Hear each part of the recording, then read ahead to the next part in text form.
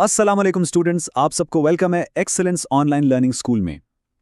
और बच्चों, अगर आपने इस किताब के पिछले असबाक नहीं देखे तो अभी हमारे चैनल पर जाएं और वो लाजमी देखें ताकि आपको ये सबक मुकम्मल समझ आए।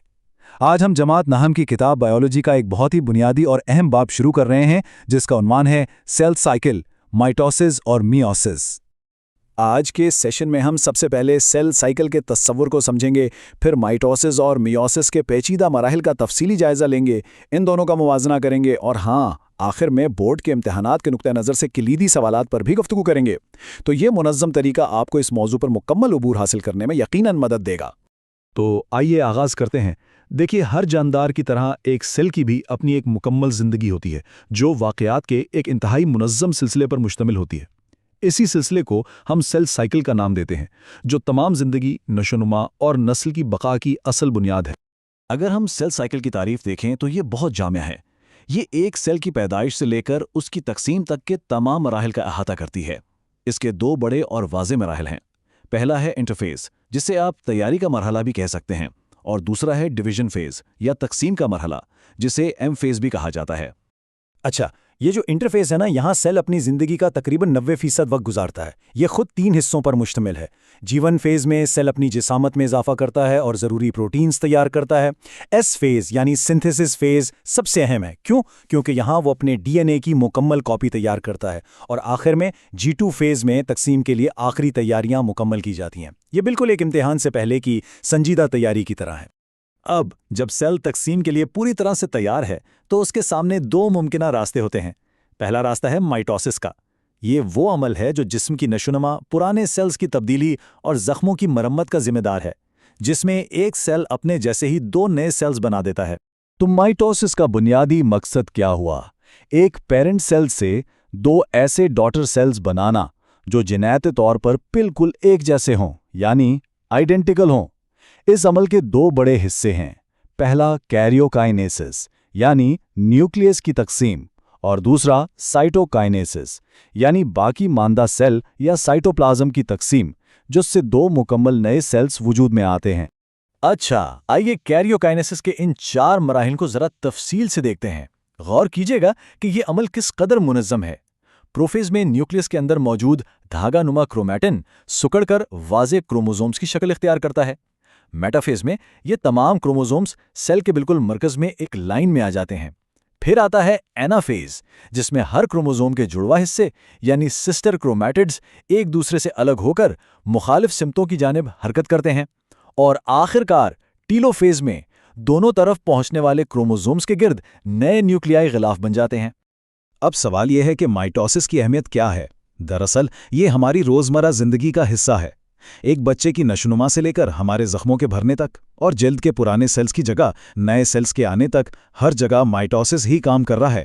यहाँ तक कि कुछ जानदार जैसे सी स्टार अपने कटे हुए आज़ा भी इसी हैरत अंगेज अमल के जरिए दोबारा पैदा कर लेते हैं।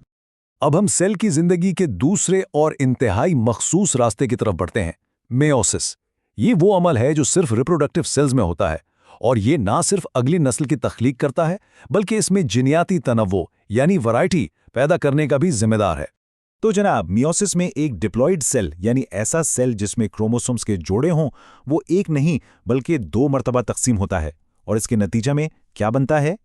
4 हैप्लॉइड सेल्स, जिनमें क्रोमोसोम्स की तादाद पेरेंट सेल के मुकाबले में ठीक आधी रह जाती है। यही सेल्स गेमीट्स कहलाते हैं, यानी स्पर्म और एग सेल्स। अब इस स्लाइड पर मौजूद तस्वर वाकई में बुनियादी अहमियत का हामिल है। क्रॉसिंग ओवर का अमल जो मियोसिस के प्रोफेज आई में होता है, जेनेटिक तनव्वो की असल कीद है। जब होमोलॉगस क्रोमोसोम्स के जोड़े अपने कुछ हिस्सों का तबादला करते हैं तो जिनयाती मवाद की नई तरह की वजूद में आती हैं। यही वो अमल है जो बहन भाइयों को अपने वालिदैन से मिलने जुलने के बावजूद एक दूसरे से मुनफरिद बनाता है। मियोसिस आई में होमोलोगस क्रोमोसोम्स जोड़े बनाते हैं, क्रॉसिंग ओवर करते हैं और फिर मेटाफेज आई में मरकज में कितार बनाते हैं। यहाँ पर गौर कीजिए, एनाफेज आई में पूरा क्रोमोसोम अपने जोड़े से अलग होकर मुखालिफ सिमत में जाता है। यही वो किलीदी नुक्ता है जो इसे माइटोसिस से मुमताज करता है। यहाँ क्रोमोसोम्स के जोड़े अलग होते हैं, सिस्टर क्रोमैटिड्स नहीं। मियोसिस 2 का अमल काफ़ी हद तक माइटोसिस जैसा ही है। इसमें वो 2 हैप्लॉइड सेल्स जो मियोसिस 1 के नतीजे में बने थे, मज़ीद तकसीम होते हैं। لہٰذا اہم بات یہ ہے کہ انافیز 2 میں سسٹر کرومیٹڈز الگ ہوتے ہیں اور بالآخر 4 جینیاتی طور پر منفرد ہیپلوئڈ سیلز وجود میں آ جاتے ہیں۔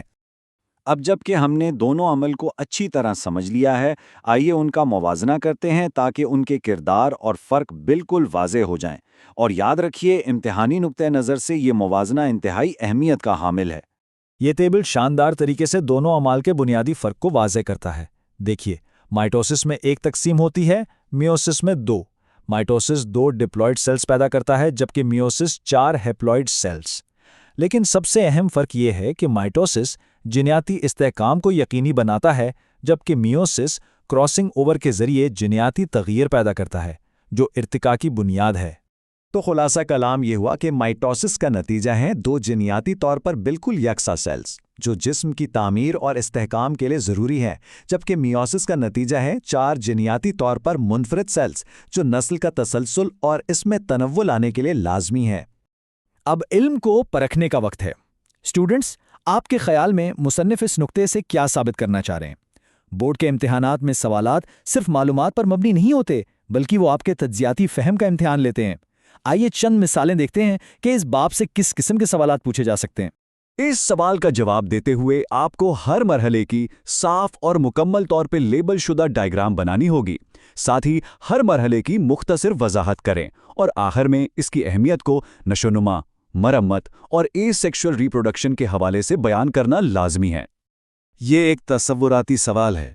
اس کے جواب میں آپ کو واضح کرنا ہوگا کہ چونکہ میوسس میں کروموزومز کی تعداد ڈپلوئڈ سے ہیپلوئڈ یعنی آدھی رہ جاتی ہے، اس لیے اسے ریڈکشنل ڈویژن کہتے ہیں۔ پھر کراسنگ اوور کے عمل کو بیان کریں کہ کیسے جینز کے تبادلے سے نئی جینیٹک تراکیب بنتی ہیں۔ اس سوال کے لیے بہترین طریقہ یہ ہے کہ آپ ٹیبل کی صورت میں جواب دیں۔ 3 سب سے اہم فرق یہ ہیں: تقسیم کی تعداد، بڑھنے والے ڈاٹر سیلز کی تعداد اور ان میں کروموزومز کی نوعیت، اور کراسنگ اوور کا ہونا یا نہ ہونا۔ تو چلیے اب ہم اپنے آج کے اس سیشن کے اختتام کی طرف بڑھتے ہیں اور ایک نظر ان اہم نکات پر ڈالتے ہیں جو اس پورے سبق کا نچوڑ ہیں۔ یاد رکھیے، سیل سائیکل زندگی کے منظم ہونے کا ثبوت ہے۔ مائٹوسس جسم کو بناتا اور اس کی مرمت کرتا ہے، یعنی یہ استحکام کی علامت ہے، جبکہ میوسس نسل کو آگے بڑھاتا ہے اور اس میں تنوع پیدا کرتا ہے جو تبدیلی اور ارتقاء کے لیے لازم ہے۔ ان دونوں اعمال کا توازن ہی صحت مند زندگی کی ضمانت ہے۔ اسٹوڈنٹس، اس سبق کے نکات کو اپنی تحریر میں ڈھالنے کی کوشش کریں تاکہ امتحانی تیاری بہتر ہو سکے۔ اگر آپ کو یہ سبق پسند آیا تو ویڈیو کو لائک کریں اور اپنے دوستوں کے ساتھ شیئر کریں۔ براہ کرم ہمارے اس پلیٹ فارم کو سبسکرائب کرنا نہ بھولیں۔ اگلے سبق تک کے لیے اجازت دیجیے۔ خدا حافظ۔